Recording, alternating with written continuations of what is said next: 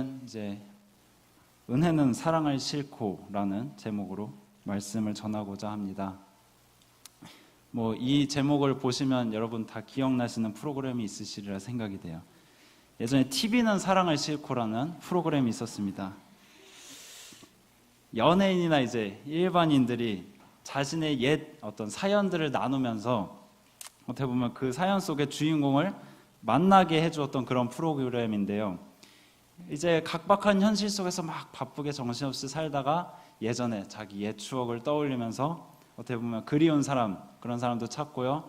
또 자기가 미처 어떻게 보면 자기 잘못을 용서를 구하지 못한 그런 사람도 이제 찾아가기도 하고, 또 어떤 때는 생각지도 못한 그런 도움을 받았던 그 사람에게 내가 미처 고마움을 전달하지 못했다. 그래서 고마움을 전달하려고 그 사람을 찾기도 하는 그런 프로그램이었는데요. 제가 이제 이 프로그램을 생각하다 보니까 그런 마음이 들더라고요. 제 마음 가운데 우리 신앙인들이 이 프로그램처럼 이러한 역할을 이 땅 가운데서 하며 살아야 되지 않겠냐. 무슨 말인가? 어떤 역할이냐 하면 바로 하나님과 믿지 않는 그 사람들 사이에서 우리가 어떻게 보면 하나님의 그 마음, 그 복음을 전달해주고 연결시켜주는 그러한 역할을 우리가 해야 되는 거 아닌가, 그런 생각이 문득 들었습니다. 어떻게 보면 우리는 이제 먼저 복음을 받은 자들로서 하나님의 그 복음, 그리고 하나님의 그 말씀, 그것들을 우리 주변의 불신자들, 아니면 우리 주변에 신앙의 연조가 짧은, 아니면 신앙에 성숙하지 않은 그런 사람들을 위해서 우리가 어떻게 보면 헌신하고 또 그들에게 하나님의 마음을 전하고, 이러한 사명을 받은 자들이잖아요. 근데 생각해보면 많은 크리스천들이 기도하는 그 기도 제목 중에 굉장히 유명한 손꼽히는 기도 제목이 무엇인가 보면은 이제 축복의 통로가 되게 해주시옵소서, 이런 기도 많이 하시잖아요, 그죠? 저도 이제 가끔씩 입에 밴 습관처럼 기도를 그렇게 해요. 하나님, 제가 축복의 통로가 되게 해주세요.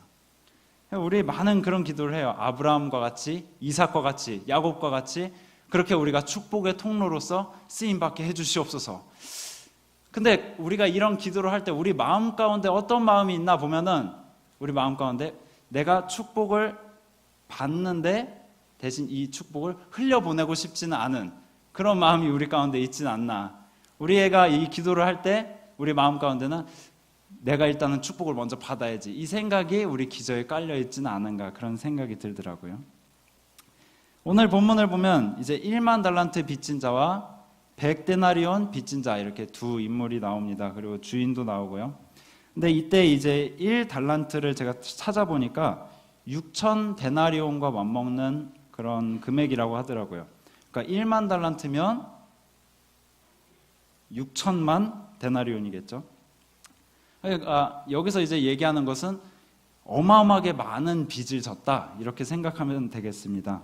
그러니까 주인은 어떻게 보면 이 많은 액수를 탕감해주고 없애줬는데, 정작 자기는 그 자기 동료를, 정말 그 작은, 자기 빚에 비하면 정말 작은 빚을 진 자를, 자기 동료를 용서해주지 못한 그런 이제 사람의 이야기가 나오는데요. 이제 오늘 본문을 통해서 우리 자신의 모습을 세 가지 측면으로 한번 바라보고자 합니다. 첫 번째, 따라해 주시면 감사하겠습니다. 나는 심각한 죄인이다. 네. 제가 굳이 이 심각한을 강조한 이유가 무엇인가? 사실 그런 것 같아요. 이 본문 굉장히 유명하잖아요. 우리 가운데 이거 모르는 사람 없잖아요, 그죠? 많은 심지어 안 믿는 사람조차도 이 본문을 잘 알고 있어요. 왜냐? 기독교는 사랑의 종교니까. 그 근거로서 이 본문을 잘 알고 있어요. 그러니까 우리가 이 본문을 볼 때 항상 생각하는 마음이, 그래, 우리가 용서해야지, 많이 용서해야지, 그래, 나도 이렇게 용서를 해줘야 되는데 나도 참 용서를 못하는 것 같아, 용서해줘야지. 근데 거기서 그냥 끝나는 것 같아요. 우리가 이 본문을 읽으면서 정말 용서하는 부분에 대해서 굉장히 대수롭지 않게 생각하는 그런 경향이 큰 것 같아요, 우리 가운데. 근데 제가 이 이유에 대해서 한번 생각해 봤는데, 왜 그럴까? 왜 우리가 이 본문을 그렇게 무수히 많이 읽고 알고 있으면서도 왜 우리의 용서함은 이 정도밖에 열매를 맺지 못하고 있는가를 생각해 봤는데, 그 이유가 저는 내가 그만큼 심각한, 그렇게 큰 은혜를 받은 사람이라는 인지함이 없기 때문이 아닌가, 저는 그런 생각이 들더라고요. 나는 이 정도는 아니야. 나는 이만큼 큰 빚을 진 자는 아니야. 뭐 나 정도면 뭐 그래 착하지. 나 정도면 괜찮지. 뭐 제 생각을 근거로 해서 말씀을 드리는 거예요. 그래 나 정도면, 그래 나 정도 신앙생활하면, 그래 하나님 앞에 가면 그래도 내가 할 말이 있지. 그래도 내가 전도사인데, 그래도 내가 하나님 일을 한다고 그렇게 열심히 했는데, 그래 나 정도면, 그래 요만큼 용서 못하는 거 그래도 하나님이 감안을 해주시겠지. 그런 생각이 많이 드는 것 같아요. 근데 오늘 본문 25절에 보면 이 빚진 자가 어느 정도로 빚진 자였나, 자기 몸도 팔아야 되고요, 처자식도 팔아야 되고요, 자기 가진 모든 소유를 다 팔아야 된다 그랬어요. 무슨 말이냐, 자기의 소유물을 다 팔아야 겨우 갚을까 말까 한 정도로 그만큼 많이 어떻게 보면 빚을 졌다. 다시 말하면 우리한테 적용을 한다면 우리 죄가 그만큼 심각하다는 거죠. 인간의 기준으로 볼 때 그래 이 정도면 괜찮아, 이 정도면 착해, 그래 이 정도면 남들에게 피해 안 끼치고 사는 정도지, 우리가 많이 그렇게 생각할 수 있지만 과연 여러분 우리 모습은 어떻습니까? 제가 질문 드리고 싶은 거 이거예요. 우리가 과연 사람에게 보이기 위해서 신앙생활을 하냐는 거예요. 우리가 이렇게 열심히 봉사하고 예배드리고 이 모든 것들 과연 우리는 누구에게 보이기 위해서 하냐는 거예요. 정말 여러분 괜찮으십니까? 정말 하나님이 보시기에 그래 나 정도면 괜찮지, 과연 그 말이 우리 입 밖에서 튀어나올 수 있을까요? 우리가 하나님 앞에 서는 그날 과연 우리가 하나님께, 하나님 저 정말 하나님 보시기에 부끄럽지 않은 괜찮은 삶을 살았습니다, 그럼 우리가 지금처럼 이 말씀을 그렇게 대할까요?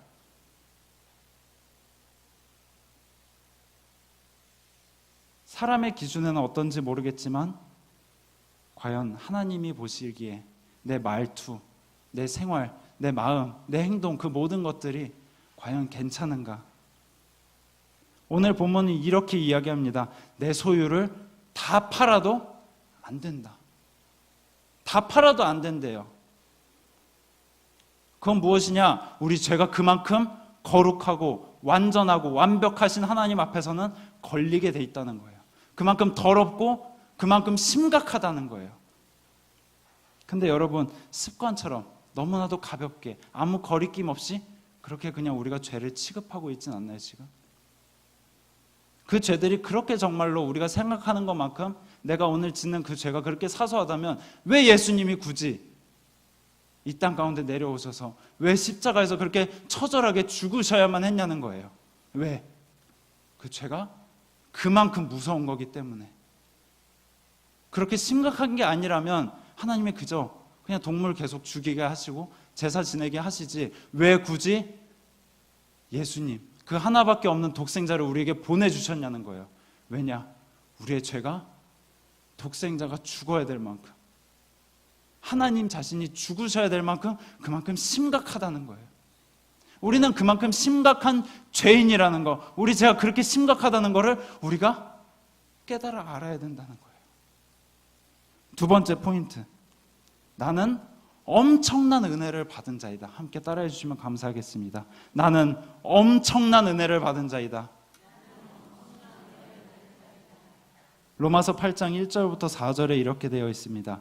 그러므로 이제 그리스도 예수 안에 있는 자에게는 결코 정죄함이 없나니 이는 그리스도 예수 안에 있는 생명의 성령의 법이 죄와 사망의 법에서 너를 해방하였음이라.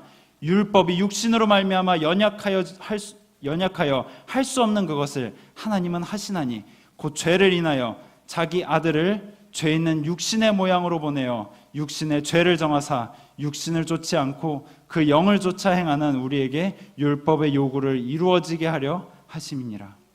아멘.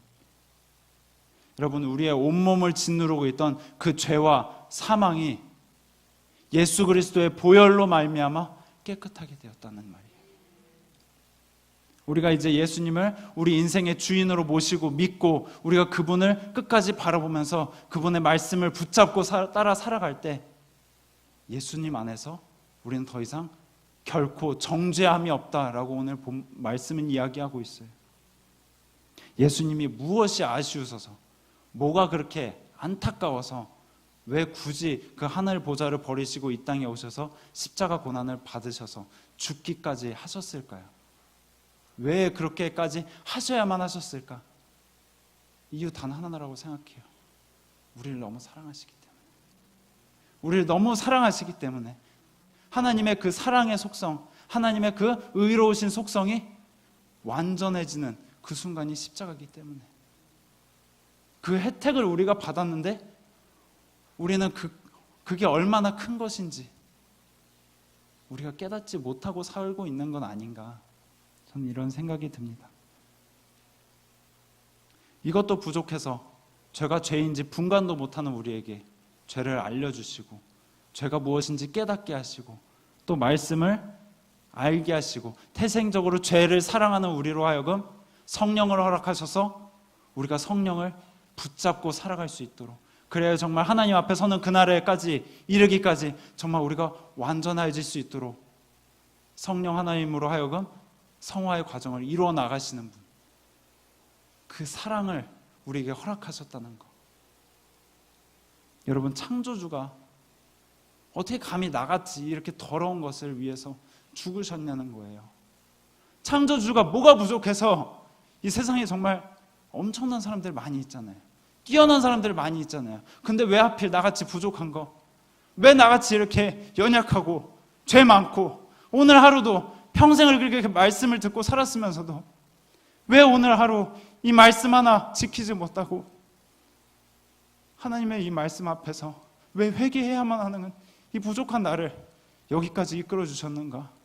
왜 하나님은 뭐가 부족하셔서 나같이 이렇게 연약한 자를 이끌어 오셔가지고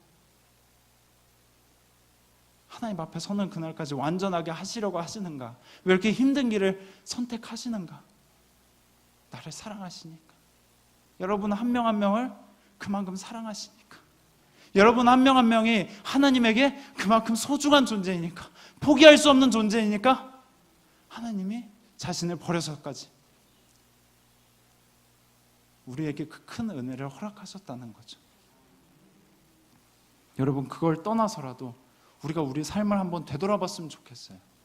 여러분, 우리의 인생을 되돌아볼 때 저도 그런데 여러분 얼마나 그러시겠어요? 제가 정말 이제 내년이면 30인데 30 평생이라고 하기도 죄송해요. 정말 제가 정말 그렇게 짧게 살았지만 제 인생 한순간 한순간을 돌이켜보면 제가 한 건 죄밖에 없고 제가 잘 될 수 있었던 거 다 하나님의 은혜라는 거예요. 우리 다 그것을 인정할 수밖에 없잖아요. 그죠? 매 순간순간 내가 정말 힘들어서 죽을 것 같을 때 하나님이 도움의 손길을 허락하시고, 내가 죽을 것 같아서 기도조차 할 수 없을 때 하나님이 내 마음 가운데 응답하시고 상황을 바꿔주시고, 우리가 그 은혜로서 이날 이때까지 살아왔잖아요. 그죠? 우리가 그것을 고백하기 때문에 이 자리에 앉아서 우리가 예배를 드리고 찬양을 하고 하나님께 감사하는 마음으로 이 자리 가운데 있어야 되는 거잖아요. 근데 우리는 그 감사함조차 어느 순간 잃어버리고 딱딱한 마음으로 습관적으로 이 자리에 나와서 찬양하고 그저 앞에서 하니까 그저 박수치고 그런 건 아닌가? 우리의 예배가 과연 하나님 앞에서 정말 그 엄청난 은혜를 누리고 사는 사람인가? 정말 죄송할 때가 너무 많아요. 세 번째, 나는 받은 은혜를 전해야만 한다. 함께 따라해 주시면 감사하겠습니다. 나는 받은 은혜를 전해야만 한다. 오늘 본문 말씀을 보면 은혜를 받고 끝나는 내용이 아니에요. 은혜를 받고 끝나면 얼마나 편하겠어요. 근데 오늘 말씀은 거기서 끝나지 않는다는 거예요. 주인이 나에게 했듯이 나도 똑같이 나의 동료에게 용서를, 사랑을 베풀어 주라 라고 오늘 본문은 말씀하고 있다는 거예요. 이것은 선택이 아니라 필수라고 오늘 말씀은 이야기하고 있습니다. 누가복음 16장에 보면 부자와 거지 나사로의 이야기, 정말 유명한 말씀, 여러분 다 아시는 말씀이에요. 여기 보면 부자, 이 이야기 속에서 이 부자는요, 여러분 말씀을 잘 보시면 아시겠지만 특별히 이 부자가 아브라함을 몰랐던 게 아니에요. 누가복음 16장 24절부터 25절에 특별히 이제 우리말 성경과 표준 세번역 버전에 보면 이렇게 나와 있어요. 부자가 아브라함을 부를 때 조상 아브라함이요, 이렇게 이야기해요. 조상 아브라함이요. 그리고 아브라함은 거기에 이렇게 대답합니다. 얘야. 다시 말하면 말씀도 알고 그 말씀 속에서, 그 공동체 속에서, 그 하나님을 믿는 그 문화권 속에서 살고 있었던 사람이라는 거예요. 근데 내 배만 불리면서 살고 사랑을 주변에 실천하지 않고 그렇게 살았다는 거예요. 그렇게 했을 때 어떻게 되었습니까? 지옥에 가게 되었다라고 이야기하고 있어요. 잠깐 제 얘기를 하자면, 제가 요즘 그런 생각을 참 많이 해요. 내가 담임 목사라면 나 같은 인간 뽑았을까? 저는 아닐 것 같아요. 제가 요즘 항상 제 자신을 참 자책을 많이 해요. 왜냐하면 그냥 저절로 그런 생각이 떠올라요. 담임 목사님이 나를 보면서 실망하시진 않을까? 제가 이렇게 그동안 이제 한 9개월 넘었잖아요. 이제 교육자분들, 우리 중등부 애들, 선생님들, 담임 목사님 가끔씩 생각이 나요. 그러면 그런 생각이 들어요.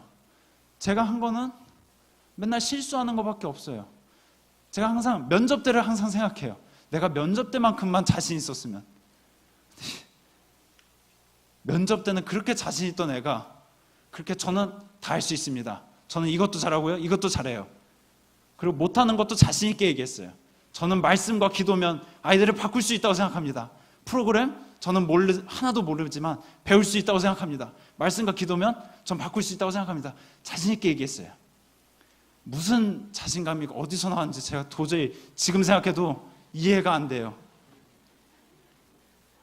지금껏 생각해보면, 돌이켜보면 선생님들이 뒤에서 제가 막 흘려놓은 거 다 뒷정리하셨고요, 제가 실수하면 다른 교육자분들이 다 땜빵해 주셨어요.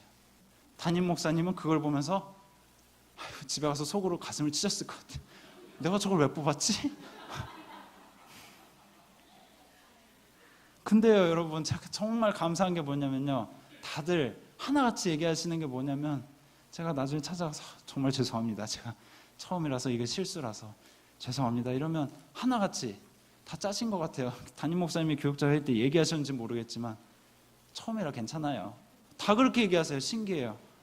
제가 처음에 전도사님처럼 할 때는 그보다 훨씬 못했어요. 너무 걱정하지 마세요.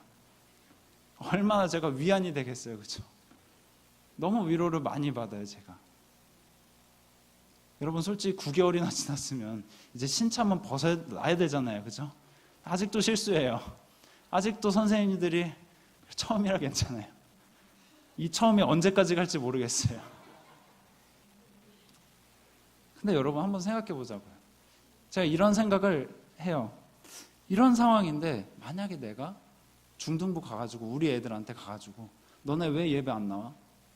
너네 왜 예배를 이따위밖에 못 드려? 이 머리에 똥 만드는 자식들아, 너네가 하는 게 뭐야? 막 이러면서 욕을 한다고 생각해 보세요. 여러분이 그 예배를 어느 순간 딱 어느 날 갑자기 문 열고 확 봤어요. 그러면 여러분의 마음이 어떨까요?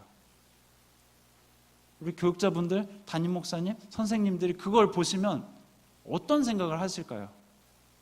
저 전도사가 내가 그렇게 위로해주고 격려해줬는데 어떻게 애들한테 저런 얘기를 하지? 그런 생각 다 하시지 않겠어요? 우리가 넘치는 은혜를 받아서 누리는 자라면 그 넘치는 은혜를 우리 동료에게, 우리 아이들에게, 우리 가족들에게 베풀면서 살아야죠. 그렇죠? 사실 오늘 본문 정말 잘 아는 내용이지만 실천이 너무 어려워요. 특별히 민족 대명절인 추석을 앞두고 제가 이걸 강조하기 위해서 오늘 본문을 잡았어요. 여러분 명절이면요, 명절, 제가 네이버 지식사전에서 네이버를 얘기하면 안 되는데 지식사전에서 찾아보니까 이렇게 나와 있어요. 해마다 일정하게 지키어, 여러분 여기가 중요해요, 즐기거나 기념하는 때. 여러분 명절은 빨간 날은요 여러분 즐기라고 있는 거잖아요. 근데 휴식을 나타내는 명절의 의미가 어느 순간 변질됐어요. 심지어 요즘에는 증후군이라는 단어가 이 명절이라는 이 말과 붙어서 명절 증후군이라는 단어가 쓰여져요. 이 명절 증후군의 의미에 대해서도 사전을 찾아봤는데 이렇게 나와 있더라고요. 명절 때 받는 스트레스로 정신적 또는 육체적 증상을 겪는 것을 말한다. 장기의 귀향 과정, 가사 노동 등의 신체적 피로와 성차별적 대우, 시댁과 친정의 차별 등으로 인한 정신적 피로가 스트레스를 유발한다. 그 증상으로는 두통, 어지러움, 위장장애, 소화불량 등과 같은 신체적 증상과 피로, 우울, 호흡곤란 등의 정신적 증상이 있다. 명절 증후군을 겪는 대상은 대부분 주부였지만, 제가 강조하는 건 아니에요. 최근에는 남편, 미취업자, 미혼자, 시어머니 등 그 범위가 확대되고 있다. 정말 씁쓸한 거 아닙니까, 여러분? 왜 웃으세요? 씁쓸한 거예요, 여러분. 여러분, 추석을 앞두고 정말 민족 대명절이에요, 그죠? 풍성한 휴일이라고 하잖아요, 우리가. 풍성한 추석 되세요.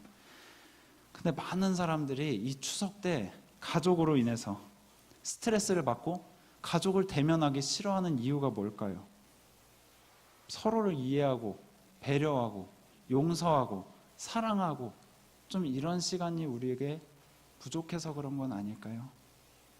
특히 여성분들, 자녀들, 청년들, 물론 장로님, 남자분들도 물론 열심히 하시지만 우리 모두에게 어느 순간 이 명절이라는 게 너무 힘들게 다가오진 않나요? 안 그래도 살기 힘든데 여러분 휴일이라도 좀 편하게 살아야 되잖아요, 그죠? 명절이라도 좀 쉬어야 돼요. 근데 우리는 이 각박한 세상 속에서 어느 순간 하나님을 향한 그 은혜의 감격이 줄어들다 보니까 우리 가족들에게, 우리 친척들에게, 우리 자녀들에게, 우리 부모님들에게 너무 인색한 사랑이 나가는 건 아닌가. 여러분 자신을 한번 생각해 보세요. 우리가 과연 우리 자녀들에게 아니면 우리 부모님들에게 우리가 명절 때 큰 돈을 바라는 거 아니잖아요, 그죠? 큰 돈 없어도 되니까 작은 거라도 서로 나누고 친정에 가서 휴식을 취하고 시댁에 가서 서로 격려하고 이해해주고 이런 분위기 큰 게 아니잖아요, 그죠? 근데 우리는 너무나 이런 서로를 향한 격려, 이해, 칭찬, 사랑을 나누는 게 너무 부족해져 버린 것 같아요. 세상이 각박하지만 우리 신앙인이라면 하나님께 그렇게 큰 은혜를 받은 자들이라면 우리가 이 받은 은혜를 나눌 줄도 알아야 된다는 거예요. 여러분 받은 은혜를 우리만 꽁꽁 싸두고 있는 건 그건 하나님의 뜻이 아니라고 저는 생각이 들어요. 여러분 하나님이 그렇게 쪼다는 하나님이 아니잖아요, 그죠? 선물을 줬으면 주변에 나누라고 주시는 거잖아요, 그죠? 우리가 부모된 입장에서도 그렇잖아요. 왜 은혜 주시고 왜 우리를 용서해 주셨는가? 왜 굳이 부족한 우리를 세상 가운데서 택하셔서 우리를 너무 사랑하셔서 이 자리까지 이끌어 주셨는가? 왜?